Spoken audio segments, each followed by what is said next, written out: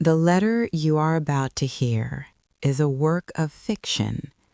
All names, events, and circumstances are entirely imaginary and created for narrative and artistic purposes. This story does not depict or promote violence, crime, or punishment. It is a reflection on the human experience, memory, love, and the acceptance of death.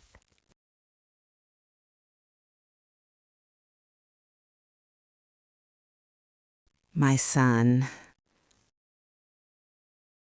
I have rewritten the first line of this letter many times, not because I did not know what to say, but because I did not know how to begin without trying to protect you. Protection has been my instinct for as long as I can remember. Even now, it rises before anything else. But this letter is not meant to shield you from what is coming. It is meant to meet it honestly, and to meet you honestly, too. There is a stillness here that feels different from silence.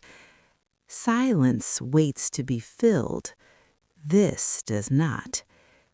This stillness is complete on its own. It does not ask me to explain myself. It does not ask me to hope for another outcome. It simply allows me to be present in what is real. I have learned that presence is its own kind of courage.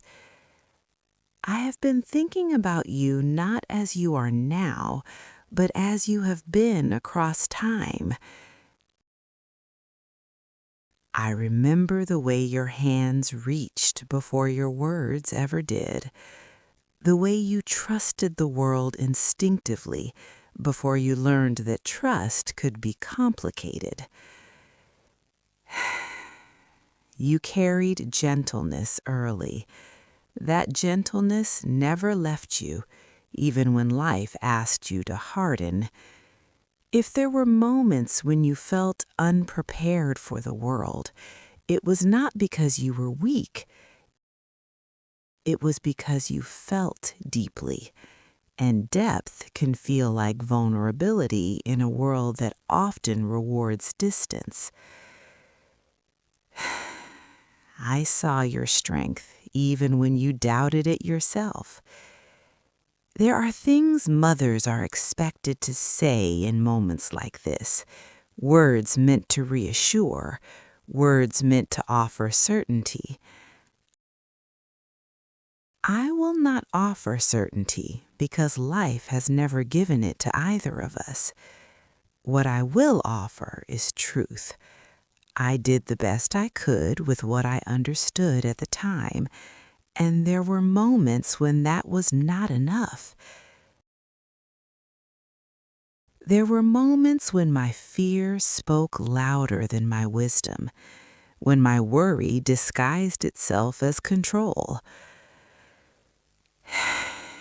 That is something I see clearly now. Seeing it does not undo it, but it allows me to name it without shame. You were never responsible for my fear. You were never meant to carry my unfinished worries. Children are not meant to stabilize their parents. They are meant to grow beyond them. If I ever made you feel otherwise, that was my failure, not yours. This place has taught me how little force is actually required to strip life down to its essentials. When movement disappears, when choice narrows, when the future becomes a single direction, what remains is clarity. And clarity is not cruel. It is quiet. I am not afraid. I want you to hear that without alarm. Fear visited me often in the beginning. It arrived loudly. It demanded attention. But fear does not survive honesty. Once I stopped arguing with what is, fear loosened its grip. Acceptance is not giving up. It is understanding where resistance no longer serves you. I am not being taken from you unwillingly. I am arriving at the end of something fully lived. There is dignity in that, and peace. I do not want my ending to become something you carry forward heavily. This is not a burden meant for your future. It belongs to me. Your life is not meant to pause where mine stops. It is meant to continue unfolding with space for joy, rest, and uncertainty. There will be moments when memory arrives without warning, a smell, a familiar quiet, a thought that feels like a sudden ache. When that happens, do not push it away. Let it pass through you gently. Memory does not come to wound. It comes to remind us that something mattered. I hope you do not measure your life against my ending.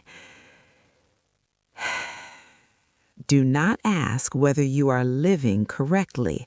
There is no correct way to move forward from loss. There is only your way, and your way has always been enough. If you ever wonder whether I felt proud of you, know this: pride was never loud for me. It lived quietly, in the way I trusted you to find your footing, in the way I believed you would know when to stay and when to leave. I trusted you long before you trusted yourself. I am writing this without urgency, without desperation, without unfinished anger. There is nothing left I need to resolve, nothing left I need you to become for my sake. This letter exists not to shape you, but to release you. Love does not disappear when a voice goes silent. It becomes internal. It becomes memory. It becomes strength. If you ever feel steadier than you expect to, that may be love continuing its work quietly.